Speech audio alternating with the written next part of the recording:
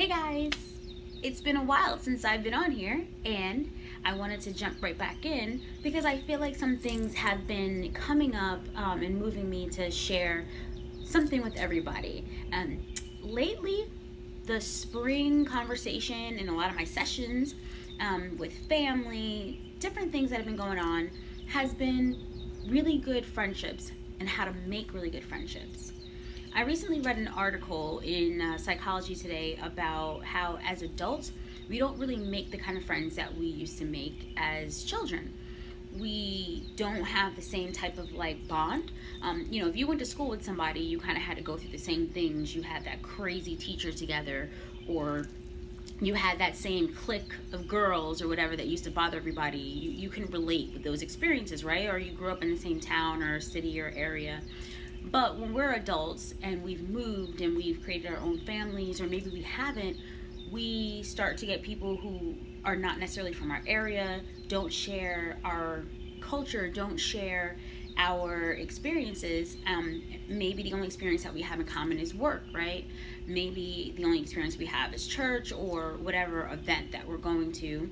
Or maybe the only experience that we have in common is that we don't have that many close friends anymore because we've drifted from people for one reason or another. So something that I hear come up again and again is this situation where, like, how is it that I can now make friends as an adult? Well, the article talks about the fact that it is legitimately harder to do this, and that we may have to accept the fact that we will have kind of like acquaintances or people who will be in our life for a season, but may not be like the tight-knit situation that we used to have or that we hope for. I don't necessarily believe that that's totally true. I have made friends as an adult that I continue to be friends with, but I probably don't see them as frequently as I used to because other things are going on in our lives.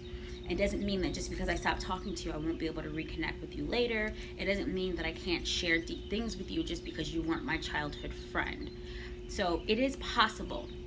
What I did want to share, because I get the question all the time, is how can I make this happen?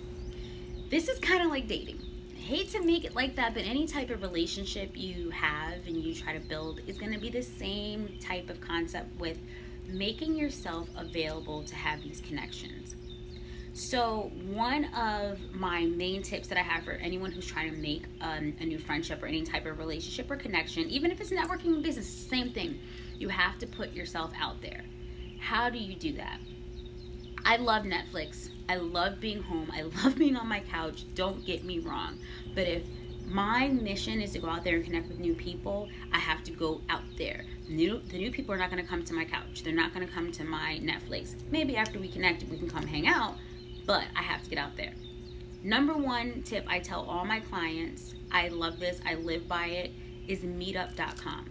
There's so many different events that you can, find on meetup.com and really just have a good time. Whether or not you make a friend there, it's something that kind of fills your time, maybe blossoms an interest that you didn't know that you had such passion for. But the other thing about it is, if you're going to an event that's specific to something that you're passionate about and there's someone else there, you're already starting out from the ground floor with a commonality.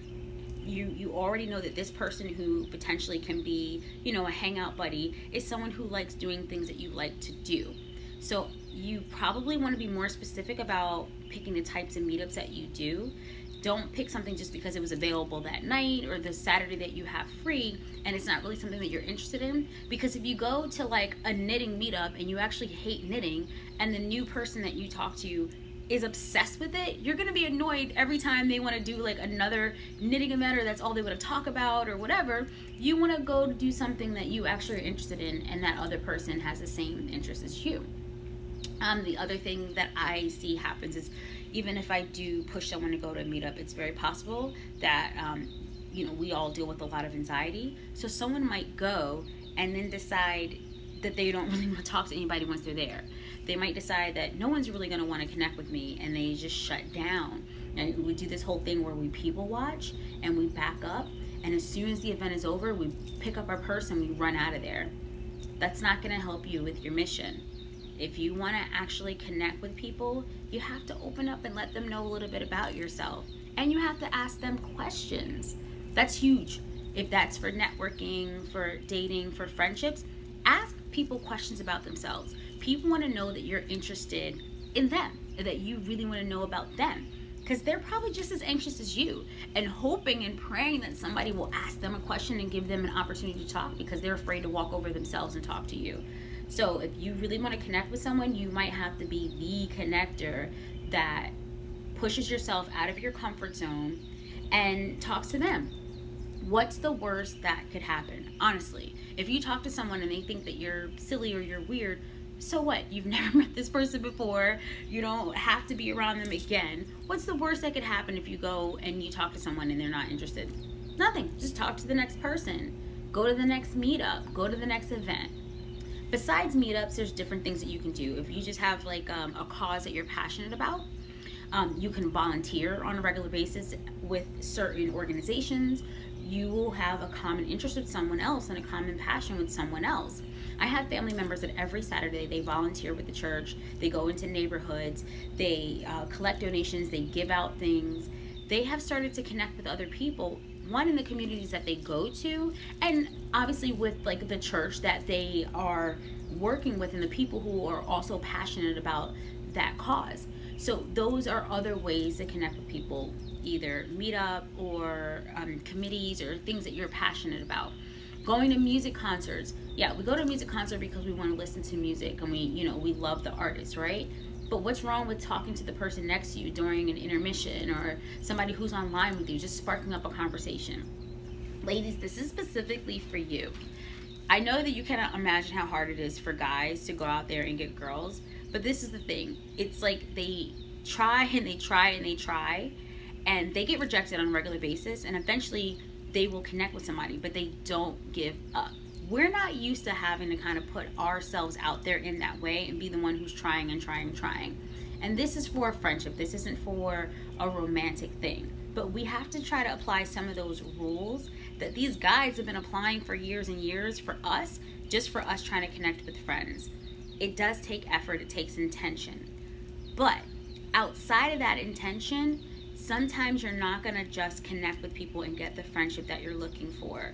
So my biggest thing that I totally promote, and I hope for all the people that I work with, is that you just put your life together in the way that you want to put it together. Meaning, if you have passion about a particular career that you want to be in, focus your energy on that.